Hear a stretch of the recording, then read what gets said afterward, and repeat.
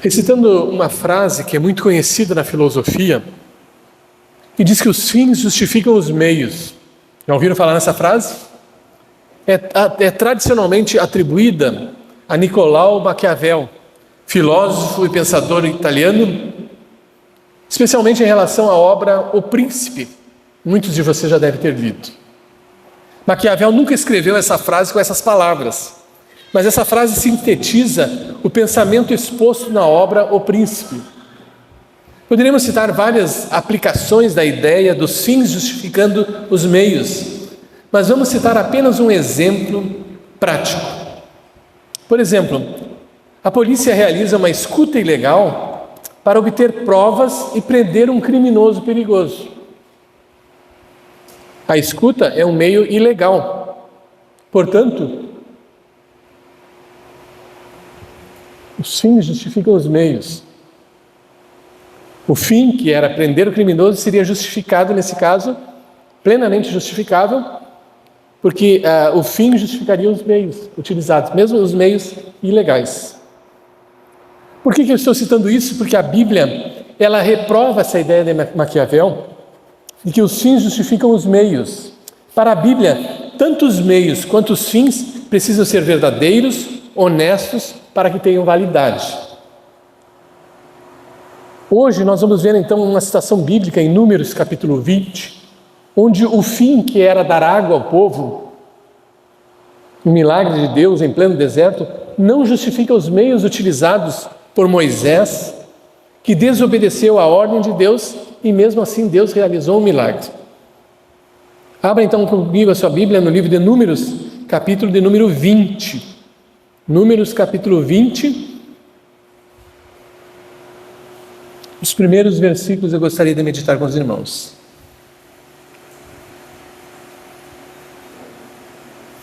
Os irmãos acharam? Diz assim a palavra de Deus: chegando aos filhos de Israel, toda a congregação ao deserto de Sim, no primeiro mês, o povo ficou em Cádiz.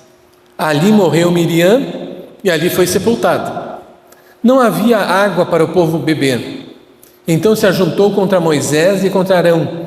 E o povo contendeu com Moisés e disseram: antes tivéssemos perecido quando expiraram nossos irmãos perante o Senhor, porque trouxeste a congregação do Senhor a esse deserto para morrermos aí, nós e os nossos animais?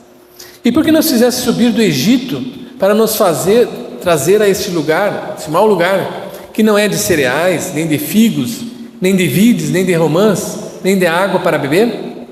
Então Moisés e Arão se foram de diante do povo para a porta da tenda da congregação e se lançaram sobre o seu rosto, e a glória do Senhor lhes apareceu.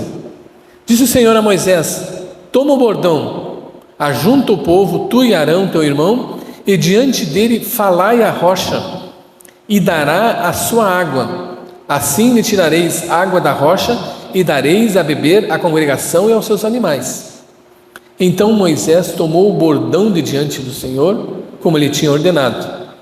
Moisés e Arão reuniram o povo diante da rocha, e Moisés lhes disse: ouvi agora, rebeldes, porventura faremos sair água dessa rocha para vós outros? Moisés levantou a mão e feriu a rocha 2 vezes com seu bordão, e saíram muitas águas, e bebeu a congregação e os seus animais. Mas o Senhor disse a Moisés e a Arão: visto que não cresces em mim, para que me santificardes diante dos filhos de Israel, por isso não fareis entrar esse povo na terra que lhe dei. São estas as águas de Meribá, porque os filhos de Israel contenderam com o Senhor, e o Senhor se santificou neles. Será que a palavra de Deus apoiaria a ideia de Maquiavel de que os fins justificam os meios? Não. O milagre foi realizado. A água saiu da rocha e o povo bebeu e deu água para o povo e para os animais. Ou seja, o milagre foi realizado. Porém, a ordem de Deus foi descumprida naquele momento. E Deus ficou tão indignado contra Moisés que, apesar do milagre acontecer, Moisés foi proibido de entrar na terra prometida. Aquele mesmo homem, manso, humilde, Aquele homem que aguentou tantos desaforos nos 40 anos pelo deserto, agora comete um deslize na sua vida espiritual e acaba não sendo possuidor da terra prometida. Teria sido Deus injusto com ele? Não, Deus nunca é injusto. Mas o homem que estava num patamar espiritual de líder daquele povo, que já havia caminhado 40 anos pelo deserto, com o povo, aguentando desaforos os mais variados, agora sucumbe naquele momento de raiva, de ira, que ele se indignou contra o povo de Deus, contra o povo de Israel. Agora, essa passagem não é única de Deus ter providenciado água para o seu povo. Mantenha a sua Bíblia marcada aí no livro de Números e vamos ao livro de Êxodo, capítulo de número 17. Nós estamos retroagindo no tempo. Fomos lá em Números capítulo 20, quando Moisés, ao invés de falar a rocha, ele bate na rocha e da rocha acontece um milagre. Agora estamos retroagindo 40 anos antes, no livro de Êxodo capítulo 17, a partir do versículo 1 diz assim: tendo partido toda a congregação dos filhos de Israel do deserto de Sim, fazendo suas paradas segundo o mandamento do Senhor, acamparam-se em Refidim, e não havia ali água para o povo beber. Contendeu, pois, o povo com Moisés e disse: dá-nos água para beber. Respondeu-lhe Moisés: por que contendeis comigo? Por que tentais ao Senhor? Tendo aí o povo sede de água, murmurou contra Moisés e disse: por que nos fizeste subir do Egito para nos matardes de sede a nós, a nossos filhos e aos nossos rebanhos? Então clamou Moisés ao Senhor: que farei a este povo? Só lhe resta apedrejar-me. Respondeu o Senhor a Moisés: passa adiante do povo e toma contigo alguns dos anciãos de Israel. Leva contigo o bordão com que feriste o rio e vai. Eis que estarei ali diante de ti sobre a rocha em Horebe. Ferirás a rocha e dela sairá água, e o povo beberá. Moisés assim o fez na presença dos anciãos de Israel, e chamou o nome daquele lugar Massá e Meribá, por causa da contenda dos filhos de Israel, e porque tentaram ao Senhor, dizendo: está o Senhor no meio de nós ou não? Os irmãos perceberam as semelhanças e as diferenças entre essa passagem de Êxodo e a passagem de Números 40 anos depois? Em ambas as passagens, o contexto era um pouquinho diferente. O contexto lá de Êxodo, a passagem que nós acabamos de ler, no início da jornada de Israel, o povo recém havia saído do Egito, estava com sede, e Deus ordena para que Moisés fira a rocha, e da rocha sairia água. A água jorra, o povo é saciado, embora o milagre tenha sido inicialmente somente perante os anciãos, Deus realiza o milagre através do ministério de Moisés. Moisés obedece a Deus e Deus realiza o milagre. A água jorra, a ação aponta para a provisão graciosa de Deus a um povo ainda imaturo na fé. Eles reclamavam por qualquer coisa. Eles murmuravam do que podia e que não podiam. Talvez alguém pode pensar assim: mas se eu estivesse lá, eu não seria tão murmurador assim. Será? Não é bem assim. Todo ser humano tem a tendência de reclamar do Senhor antes mesmo de glorificá-lo por tudo que Ele já fez na nossa vida. Nós somos inconstantes e talvez, se nós estivéssemos lá, seríamos também os primeiros a reclamar da falta de água. A água já havia faltado 3 dias depois que eles atravessaram o Mar Vermelho a seco, quando Deus mostrou o seu poder e afogou o exército de Faraó lá no Mar Vermelho.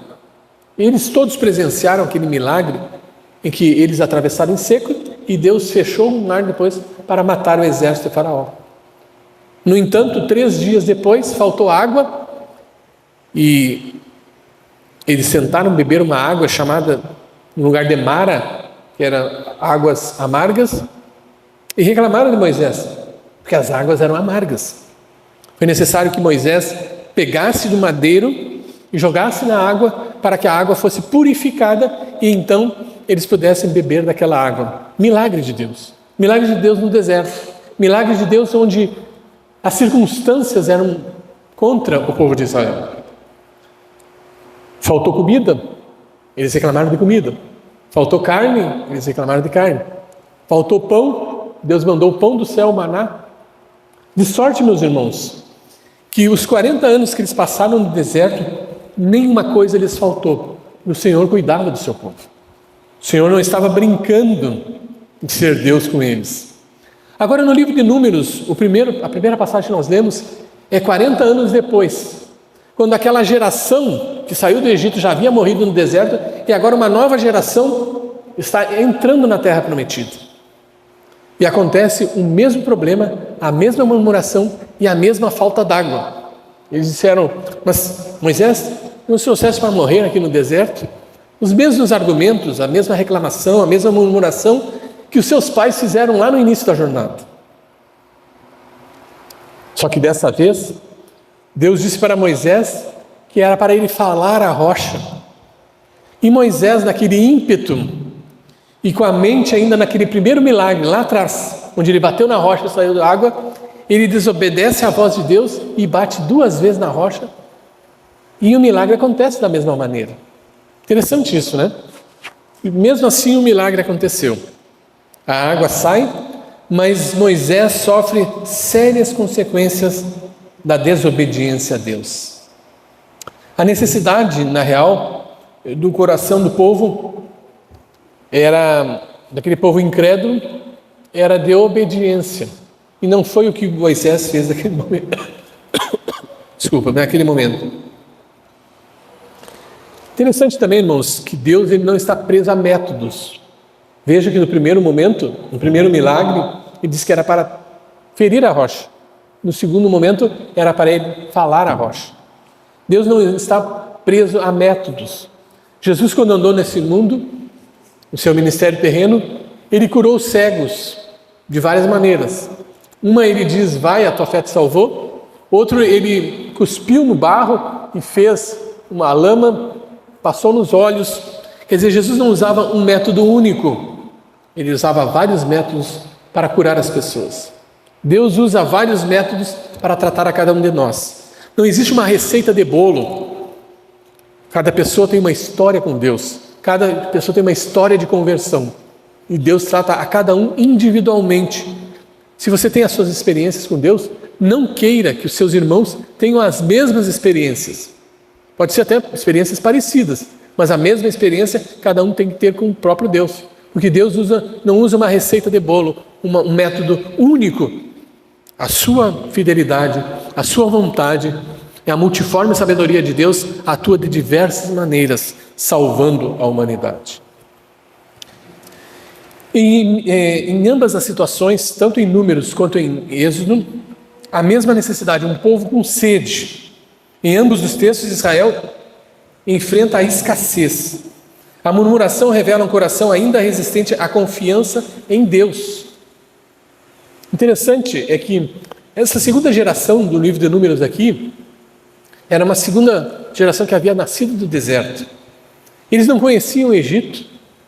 E, no entanto, na hora da reclamação, eles dizem assim: Moisés, se não tivesse deixado no Egito, lá tinha comida, tinha água. Esqueceu que eles eram escravos lá.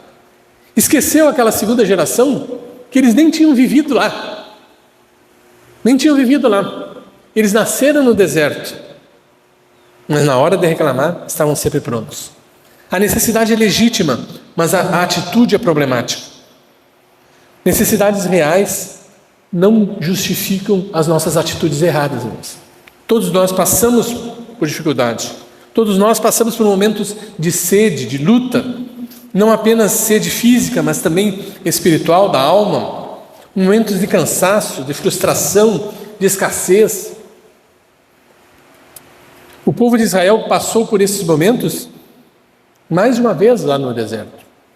Deus agiu de maneira diferente em cada uma das ocasiões, mas Deus nunca abandonou o seu povo. Assim como Deus nunca nos abandona, apesar de todas as lutas e dificuldades que enfrentamos no dia a dia. Israel foi escravo 430 anos no Egito, e Deus os tira com mão forte através de Moisés. O trajeto do Egito até a Terra Prometida duraria apenas algumas semanas, No entanto, Deus circula com aquele povo 40 anos pelo deserto, até que toda aquela geração incrédula morresse, e somente a geração que nasceu no deserto é que entraria na terra prometida. Triste isso, né, irmãos? Como a infidelidade, como a murmuração produz esse tipo de coisa. Veja o que diz Deuteronômio 8:4. Durante aqueles 40 anos no deserto, as suas roupas nunca envelheceram, nem os seus pés incharam. Olha, isso é cuidado de Deus. Agora no verão, em todo esse calor, nossos pés incham por qualquer coisa, não é assim? No entanto, eles caminharam 40 anos no deserto e os seus pés não incharam. As suas roupas não envelheceram durante 40 anos, irmãos. Isso é milagre, é cuidado de Deus para com o seu povo. Em 40 anos de deserto, nada lhes faltou, diz Neemias capítulo 9, versículo 21. As suas roupas não se envelheceram e os seus pés nunca incharam.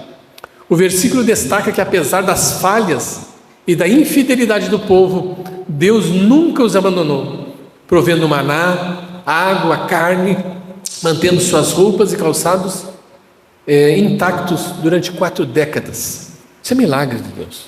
É esse mesmo cuidado que Deus tem para conosco. Estamos atravessando o deserto dessa vida, mas que logo em seguida chegaremos na terra prometida, a terra que mana leite e mel.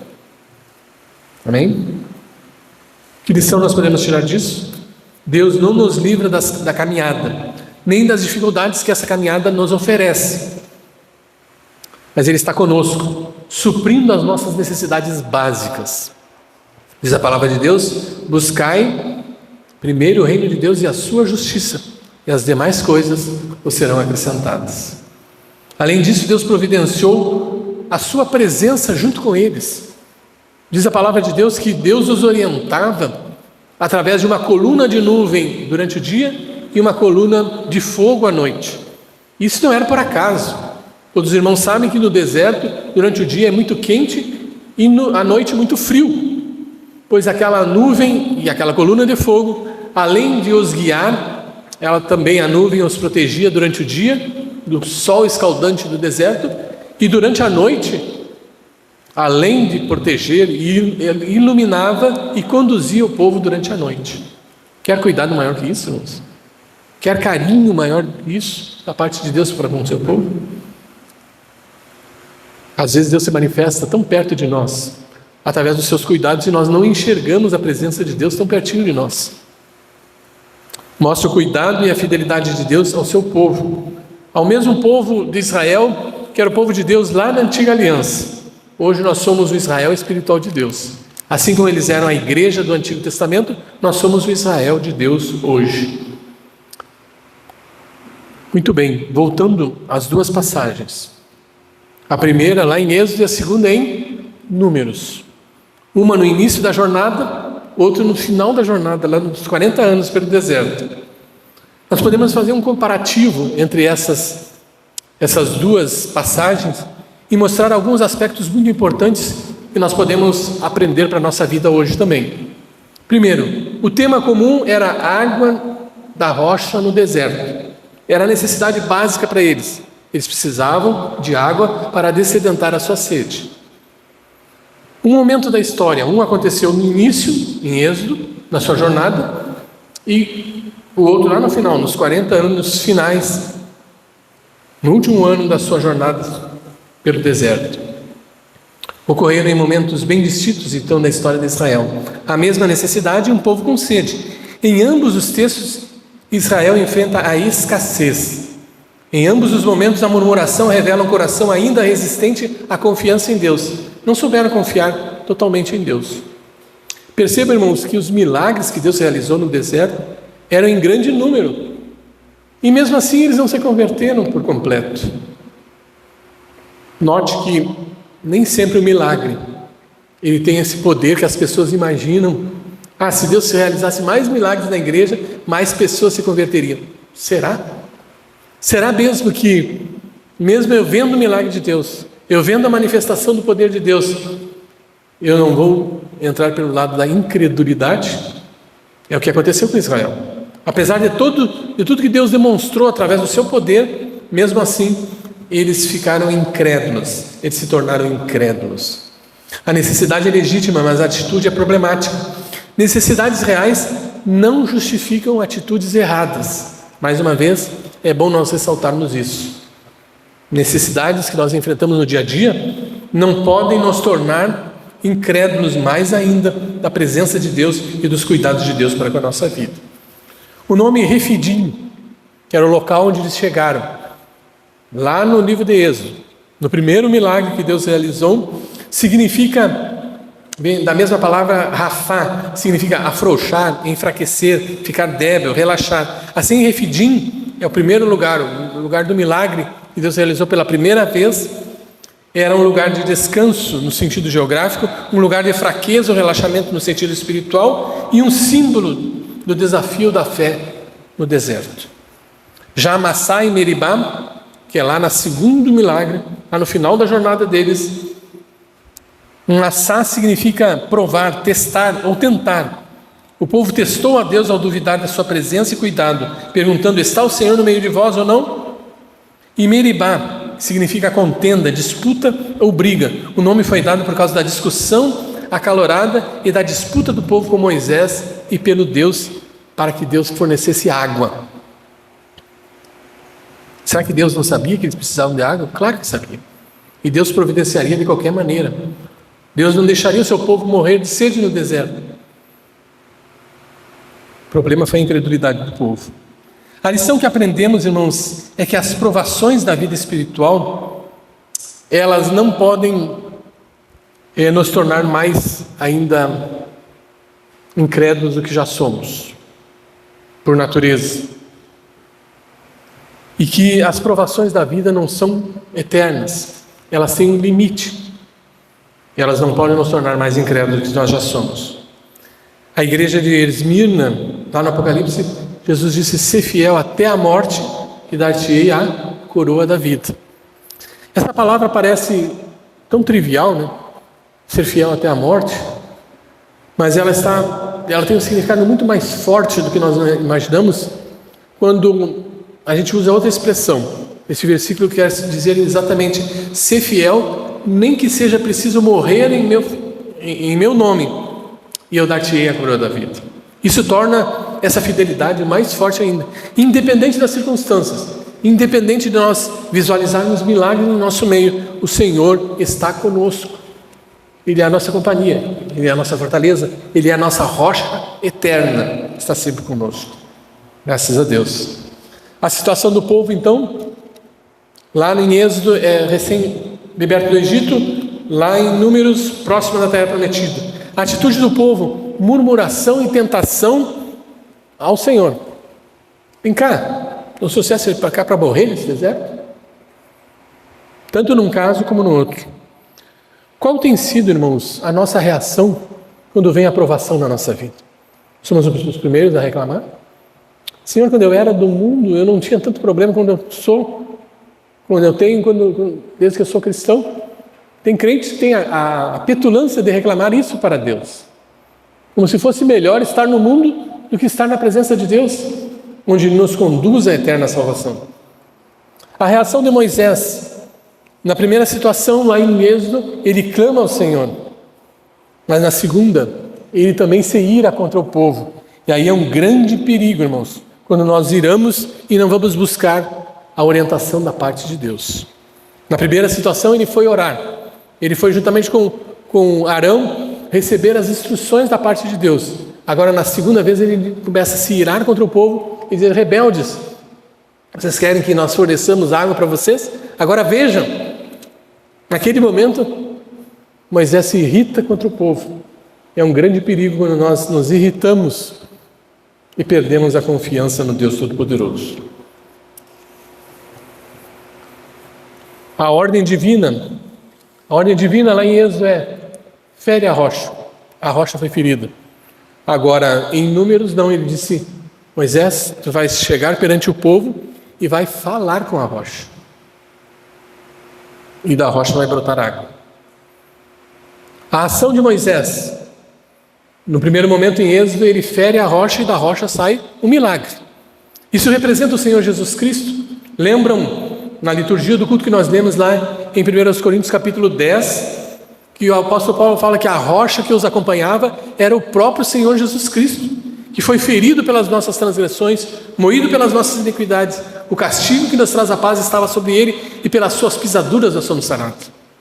Quando Jesus estava sendo crucificado, um soldado romano enfia uma lança na sua lateral e do seu corpo sai água. Essa mesma água que foi ferida lá na rocha é a água que Cristo, a água viva que Cristo oferece para nós através do seu sacrifício perfeito lá na cruz do Calvário. Numa determinada festa dos judeus, Jesus levanta-se no meio da multidão e disse: quem tem sede, vem a mim e beba. Foi assim que ele falou? Que através do seu sacrifício perfeito sai a água espiritual que dessedenta a nossa sede de salvação, a nossa sede do Senhor. O resultado imediato, irmãos, em Êxodo, a água sai em abundância, a ponto do povo e o seu rebanho tomarem água. Na segunda, em Números, também acontece o mesmo milagre. Mas então, irmão, que diferença faz? A diferença está na vida de Moisés. Numa ele obedeceu, na outra não. Avaliação divina: Deus é glorificado lá em Êxodo, porém ele é desonrado na atitude de Moisés na segunda fase, no segundo milagre realizado em Números. Consequência para Moisés: nenhuma consequência na primeira, mas na segunda ele foi proibido por Deus de entrar na terra prometida. A ênfase teológica, a provisão graciosa de Deus lá em Êxodo, a santidade e obediência à palavra lá em Números. E por fim a tipologia cristológica, a rocha ferida lá em Êxodo, ou seja, Cristo é morto na cruz pelos nossos pecados. Agora não há necessidade mais que se crucifique novamente o Senhor. Então na segunda, em Números, a rocha precisa ser falada e não mais batida nela, porque ele já sofreu por nós, ele já pagou o preço pela nossa redenção. Ao contrário dos sacrifícios lá na antiga aliança, que eram repetidos anualmente, diariamente, o sacrifício de Cristo foi perfeito porque ele foi realizado uma vez só pela nossa salvação. Não há mais necessidade de feri-lo, não há mais necessidade de levá-lo à cruz, porque ele já pagou o preço uma vez só. Agora nós precisamos nos dirigir a ele através das nossas palavras, não mais ferir a rocha, mas falar a rocha, e da rocha vai sair água, vai sair bênção para a nossa vida espiritual. Bem, que aplicações nós podemos tirar de todas essas lições essa noite? Irmãos, não viva de experiências antigas com Deus. Se Deus já fez um milagre com a rocha ferida lá em Êxodo, não repita a mesma experiência em Números. Lá Deus queria falar de outra maneira. Deus queria realizar um milagre de outra maneira. Ele não queria mais que batesse na rocha, mas que falasse a rocha. O que Deus fez ontem não substitui ouvir a sua voz hoje. Se Deus tem te abençoado, você foi fiel a Ele em situações passadas, Ele quer te abençoar de outras maneiras, de outras formas, através de outras atitudes suas diante dEle. Não use uma fórmula mágica, não use uma forma de bolo, uma fórmula de bolo. Não é assim que Deus trabalha na nossa vida.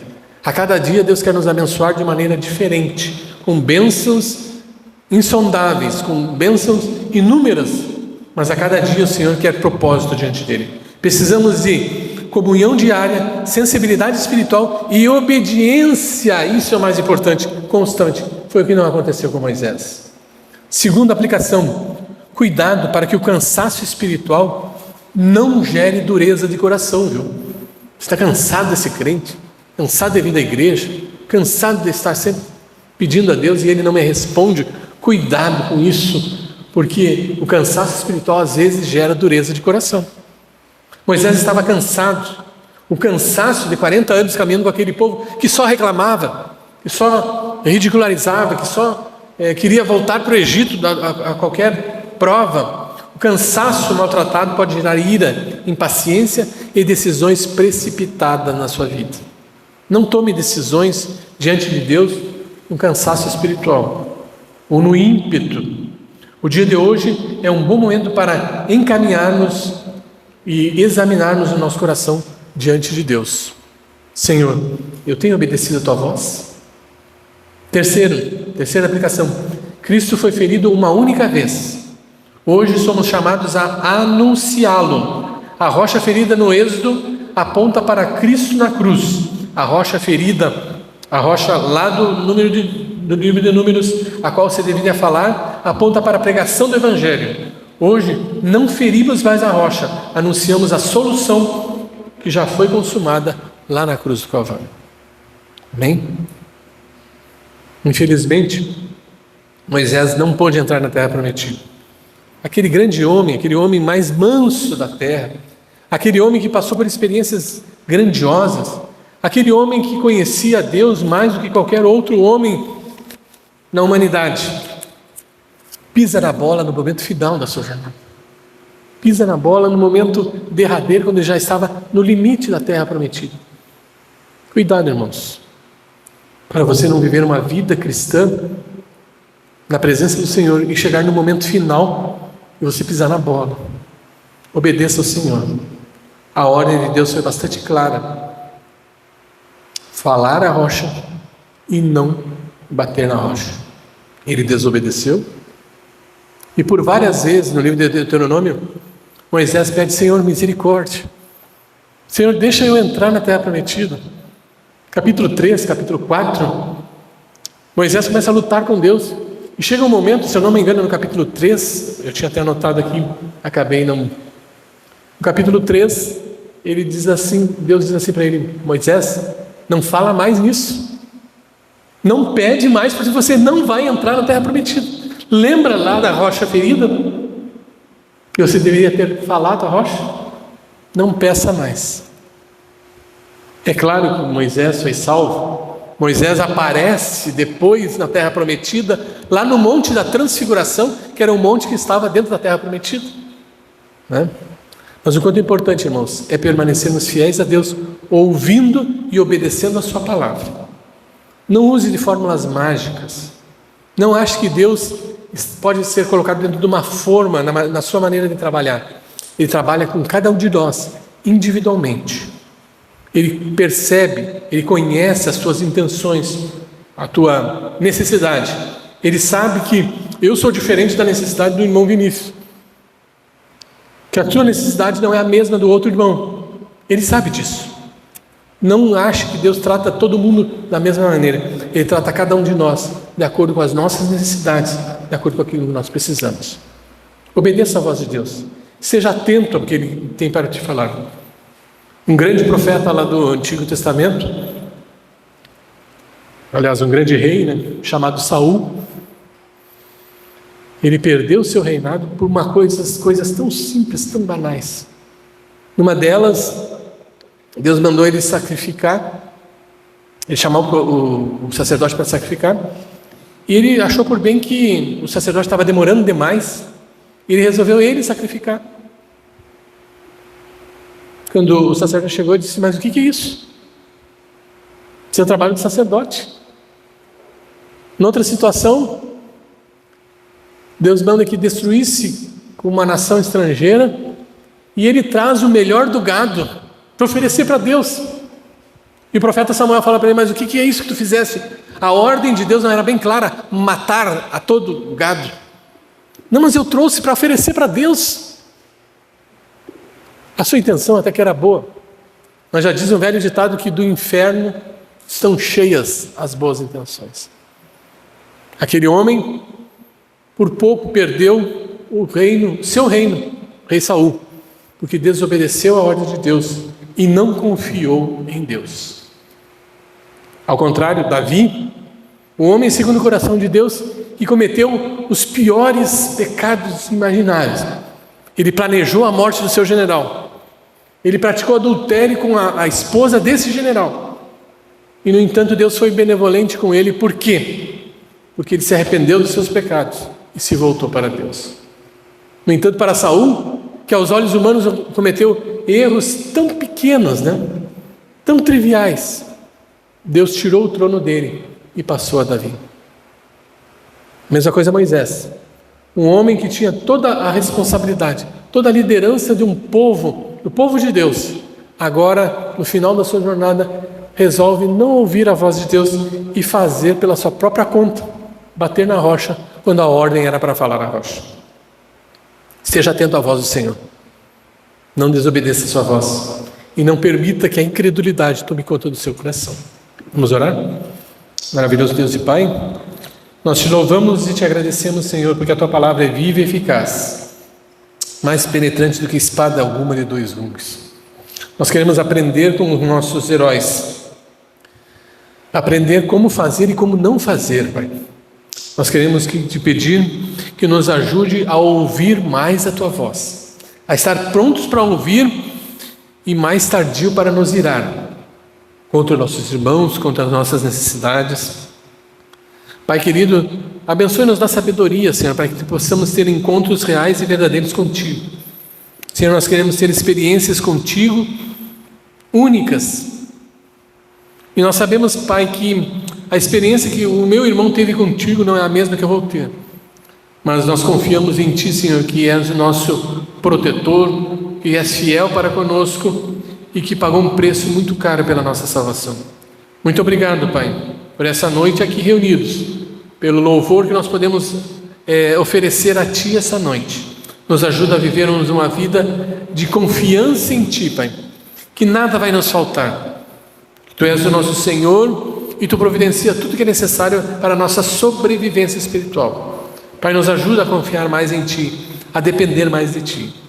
Abençoa essa igreja, abençoa os irmãos nas suas lutas, nas suas dificuldades, Senhor, para que possam confiar em Ti em todos os momentos e de obedecer conforme a Tua palavra nos apresenta.